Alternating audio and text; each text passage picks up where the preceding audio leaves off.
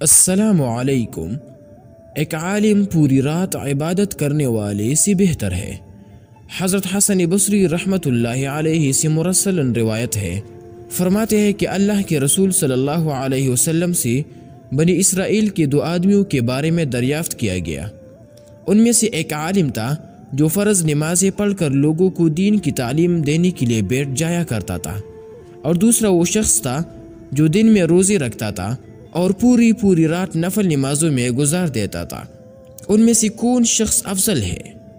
اللہ کے رسول صلی اللہ علیہ وسلم نے ارشاد فرمایا کہ اس عالم کی فضیلت جو فرض نمازیں پڑھ کر لوگوں کو دین کی تعلیم دینے کے لیے بیٹھ جاتا ہے، اس عابد پر جو دن میں روزے رکھتا ہے اور رات بھر نمازیں پڑھتا ہے، ایسی ہے جیسے میری فضیلت تم میں سے ادنا مرتبہ والے شخص پر۔ فائدہ: قرآن و حدیث اور علم دین کا درس دینے والے عالم دین کی فضیلت اس حدیث سے پوری طور پر آشکارا ہے۔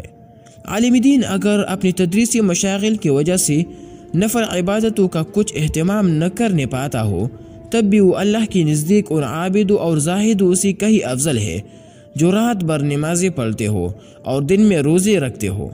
یہ فیصلہ خود رسول اللہ صلی اللہ علیہ وسلم کا ہے۔